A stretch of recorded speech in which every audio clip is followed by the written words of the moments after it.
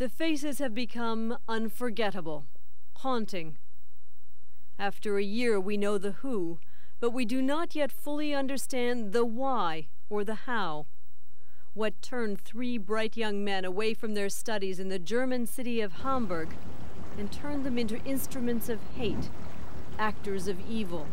Rolf Tophoven is a German counterterrorism expert close to investigators. A year later, he says, there are still unanswered questions. The biggest challenge for the German criminal investigators is to look for the mastermind of the Hamburg cells. The Al-Quds Mosque in this immigrant neighborhood in Hamburg was a haven for firebrand preachers. Something or someone brought Mohammed Atta here. German investigators suspect this man, Mohammed Haidar Zamar, may have been his recruiter. Atta was the first, the central figure, says Germany's chief prosecutor, around which everything else would revolve. Within the group, because he was older, because he had been in Germany longer and spoke good German, and also because of his organizational skills and his persuasiveness, he was seen as the boss. And the genius from the terrorist point of view among them was Mohammed Atta, and he was the man who was attractive for the others to join the Hamburg cell. Marwan al-Shehi, his shadow, always, it seems, together. Ziad Jarrah, exuberant, with a taste for women and parties. And the men who would stay behind and then vanish. All of them behind the door of the apartment at 54 Marienstrasse. They studied, they prayed, and they plotted. For 15 months, Mohammed Atta disappeared from Hamburg. Investigators are certain he came here to the camps in Afghanistan. All the others would follow. By 2000, they had been launched. One boast by Marwan al-Shehi to an outsider that spring haunts investigators.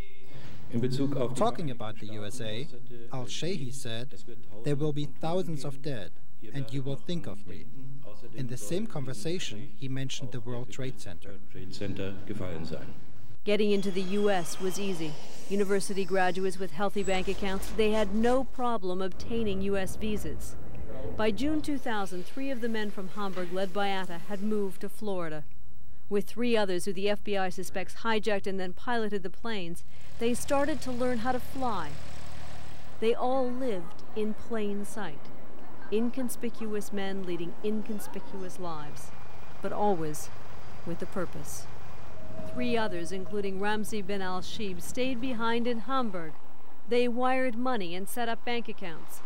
On December 21st, 2000, 6 months after he arrived in the United States, Mohammed Atta got his pilot's license. It was time to move to the next phase. His first destination? Spain. Juan Catino is the chief of Spain's national police force. No terrorist moves by chance. Terrorists use postmen to deliver messages personally. I believe Atta came here to deliver a message. Spanish police with the FBI have spent months trying to fit together the puzzle of Mohammed Atta's trips to Spain. The last time he didn't come here alone, and he came just 2 months before September 11th. On July 9th, 2001, Mohammed Atta drove a rental car from Madrid towards northeastern Spain towards Tarragona. That same day, Ramzi bin al-Shib packed his bags in Hamburg and took a charter flight to an airport in Tarragona. There was, it seems, at least one other person with him. The police still do not know who. Marwan al-Shehi, Atta's shadow, was in Spain too. Jose Maria Irujo is an investigative reporter for the Spanish newspaper El País. He was shown a 700-page file Spanish authorities have shared with the FBI.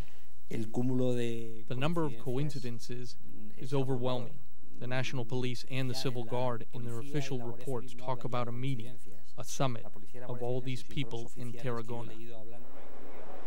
There is a paper trail through hotels and restaurants, but there are days when investigators know they were in Spain, when all of them simply disappear. There are no records, no trail. The fact that the authorities have not found the place where these people slept on those days, so many people, so many days, says something even more mysterious to the investigators, that these people have a network, an infrastructure of support for Al-Qaeda on the Spanish coast. Somewhere here, investigators believe Mohammed Atta had his plans approved, and someone important came here to give his and Al-Qaeda's approval. Gustavo Aristegui is a Spanish legislator who has followed this and other terrorism investigations closely. You can be sure that whoever the mastermind that sat in the meeting of Tarragona was, that he wasn't going to be on the planes. The link between the organization and the cells probably is still in hiding somewhere. And whenever he is arrested by any police force in the world, we will know a lot more about what happened on September 11th. Mohammed Atta left Spain on July 19th. He spent the next 6 weeks crisscrossing the United States. The other conspirators were already in place, the 19 of them, waiting. On August 12th, there was a last meeting in Las Vegas. Investigators believe this was a final planning session that brought together all of those suspected of piloting the hijacked aircraft. On August 28th, Mohammed Atta bought his ticket for American Airlines Flight 11. He used his frequent flyer card.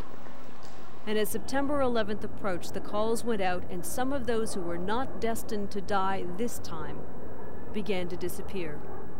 Ramzi bin al-Shibh, the financier and logistician, vanished, traveling through Spain.